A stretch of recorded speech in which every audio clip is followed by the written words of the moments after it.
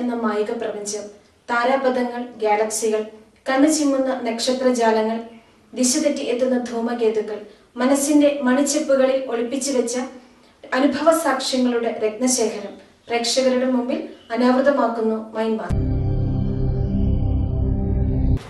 കൗമാരം, യൗവനം, വൈകാരിക ആസക്തികളുടെ കൊടുമുടിയിൽ വിരാജിക്കുന്ന കാലഘട്ടമാണ്. ഈ കാലഘട്ടത്തിൽ ആൺ പെൺ ആകർഷണവും പ്രണയ ചാബല്യങ്ങളും ലൈംഗികാസക്തികളും ഇഷ്ടപ്പെടുന്നതിനെ സ്വന്തമാക്കാനുള്ള അമിതമായ ത്വരയും ഉണ്ടാകും. സദാചാരങ്ങളും സന്മാർഗികതയും മൂലവും ദൈവഭയവും സാമൂഹ്യബോധവും സാമൂഹ്യ പ്രതിബദ്ധതയും ഇക്കാലഘട്ടത്തിൽ ഒന്നായി ഹൃദയത്തിൽ സൂക്ഷിക്കണം. ഈ കാലഘട്ടം കൊടുമുടിയുടെ മുകളിലാണ്. ഏതു സമയവും കൊടും കൊക്കയിലേക്ക് നിപതിക്കാം. ഇത് തന്നെയാണ് ഈ യുവാവിന്റെ കാര്യത്തിലും സംഭവിച്ചത്. ഒരു ബഹുനില മാളിക, ഹൈറേഞ്ചിൽ ഏലക്കാത്തോട്ടം, മലബാറി റബ്ബർ എസ്റ്റേറ്റ്, വലിയ ബിസിനസ് പരമ്പരകൾ, വീട്ടിൽ വേലക്കാർ, ഒന്നിലധികം യുവതികൾ. ആ യുവാവിന് വേലക്കാരി യുവതികളോട് വല്ലാത്ത അഭിനിവേശം. അയാൾ അവസരം കാത്തു നടന്നു. പിന്നെയോ അന്ത്യം എങ്ങനെയായിരിക്കുന്നുവെന്നോ, ഒരു കൊടിയ ദുരന്തം തന്നെ. ശ്രദ്ധിക്കുക, ഇന്നത്തെ കേസ് ഷീറ്റിൽ ജീവിതം ചില്ലുകൊട്ടാരം പോലെ തകർത്ത ഒരു യുവാവ്.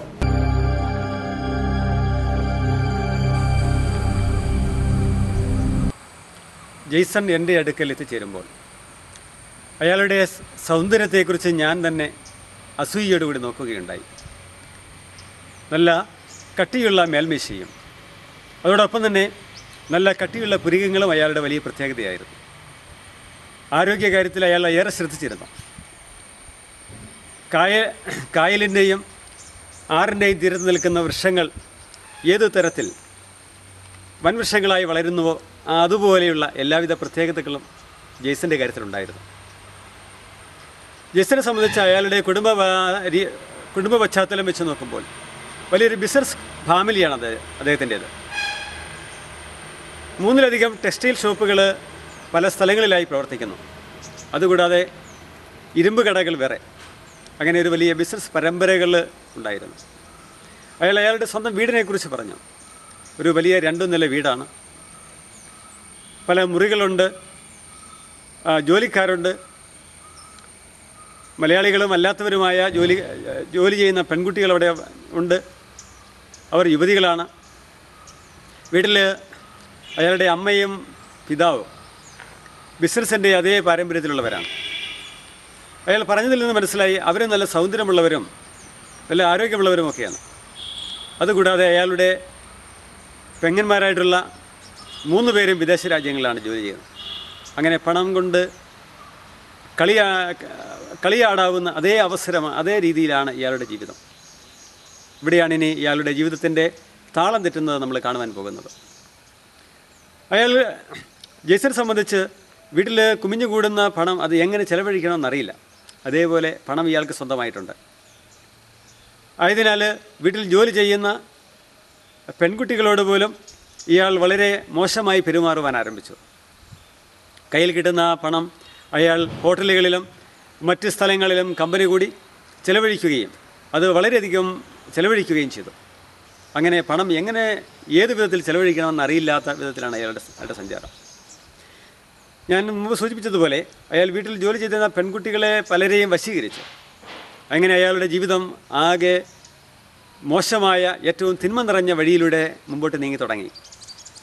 അല്പം കഴിഞ്ഞപ്പോഴാണ് അയാളിൽ ശക്തമായ കുറ്റബോധങ്ങൾ ആരംഭിച്ചു തുടങ്ങിയത്. അയാൾക്ക് ഉറക്കം നഷ്ടപ്പെടുന്നു. അയാൾ തെരുതെരെ അയാളുടെ കൈകൾ കഴുകുവാൻ തുടങ്ങി. കൈകൾ എത്ര കഴുകിയിട്ടും കൈകളിലെ ചെളികൾ തീരുന്നില്ല എന്ന് അയാൾക്ക് ബോധ്യം വന്നു തുടങ്ങി. അയാൾ വളരെ വല്ലാത്ത വിഷമത്തിലായി. എങ്ങനെ തൻ്റെ പ്രശ്നങ്ങളെ പരിഹരിക്കുവാൻ സാധിക്കുമെന്ന് അയാൾക്ക് മനസ്സിലാകുന്നില്ല. അയാൾ കുമ്പസാരത്തിലൂടെ തൻ്റെ തെറ്റുകൾ പറഞ്ഞു നോക്കി.